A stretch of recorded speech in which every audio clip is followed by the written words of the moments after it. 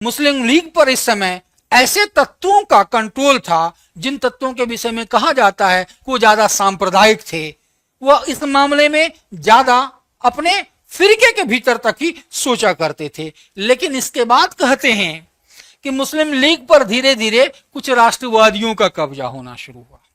अब जरा गौर करेंगे कि जब मुस्लिम लीग मुसलमानों के लिए पृथक निर्वाचक मंडल और इस तरह की बात कर रही थी जो मिल गया, तो जाहिर सी बात है कि धीरे धीरे कुछ हिंदू सांप्रदायिकता के लिए भी जगह बनने लगी।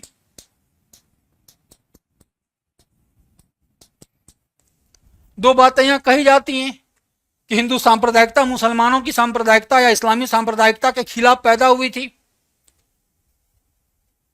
इसे पैदा नहीं होना चाहिए था। बात बड़ी दूसरी है। निश्चित तौर पर एक सांप्रदायिकता की काट दूसरी सांप्रदायिकता है ही नहीं, लेकिन सामान्य तौर पर अगर आप मानव के मनोविज्ञान को समझेंगे तो आप यह समझ सकते हैं कि मोटे तौर पर सामान्य तौर पर जो चीजें आपके सामने प्रकट होती हैं उसमें जो अगर मान लीजिए कि ईर्ष्या है, द्वेष है, क्रोध है, आगे चलकर हिंसा है, तो सभी महामानव नहीं हो पाते, ऐसा भी नहीं। तो दूसरी बात यह हुई कि जब इस तरह की चीजें और अंग्रेजों ने जब इनको सहलाना शुरू किया तो धीरे धीरे कुछ हिंदू सांप्रदायिकता या हिंदुओं के लिए भी कुछ संगठन बनने की वह शुरुआत होने लगी। ठीक है, तो उस सांप्रदायिकता के बरक्स इसका भी जन्म हुआ। लेकिन यह ध्यान रखेंगे कि आजादी तक कभी भी हिंदू सांप्रदायिकता या हिंदुओं के लिए बनाए गए संगठनों को समाज में वह स्थान नहीं मिला, जनता के बीच वह ताकत नहीं मिली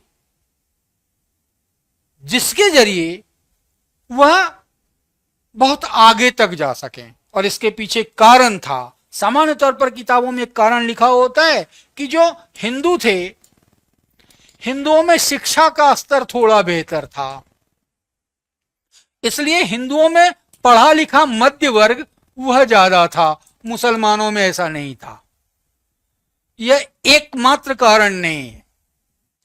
सच्चाई यह है कि मुस्लिम समाज को धर्म की भावना और मुसलमानों के हित खतरे में है, यह बात कहकर थोड़ी तेजी से गोलबंद किया जा सकता था और हिंदू समाज को यह कहकर तब इतने बड़े पैमाने पर गोलबंद नहीं किया जा सकता था। और उसका कारण यह जरूर है कि यह थोड़ा शिक्षित था, थोड़े मध्य वर्ग पैदा हुए थे, ये ब्रिटिश हुकूमत की असलियत समझ रहे थे और यह जान रहे थे कि हमारी मूल लड़ाई ब्रिटिशर्स के खिलाफ है, बाकी इस देश में रहने वाले सभी लोग इस देश के नागरिक हैं और हमें सबको मिलकर इस लड़ाई को लड़ना है। इसलिए स्वतंत्रता आंदोलन के दौरान हिंदू सांप्रदायिकता को कभी भी वह ताकत हासिल नहीं हुई जो मुसलमानों के सांप्रदायिकता को उनके नेताओं ने जो ताकत हासिल करवाई और वह ताकत हासिल हुई। तो एक मूल कारण था ही है उनमें शिक्षा का अभाव, मध्य वर्ग का अभाव, लेकिन उनके नेताओं ने इस हित को नहीं समझा कि उनमें शिक्षा और राष्ट्र, सांप्रदायिक चेतना को राष्ट्रीय चेतना में चाहते तो बदल देते।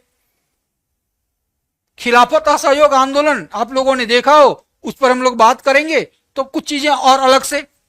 तो चाहते तो उनके भीतर जो सांप्रदायिक चेतना थी, उस सांप्रदायिक चेतना को राष्ट्रीय चेतना में बदला जा सकता था, लेकिन उसे राष्ट्रीय चेतना में बदलने के बजाय उसे घनघोर सांप्रदायिक चेतना बनाए रखने की पॉलिसी अपनाई गई उन नेताओं के द्वारा और उसका खामियाजा अंततः हिंदुस्तान के विभाजन में हुआ।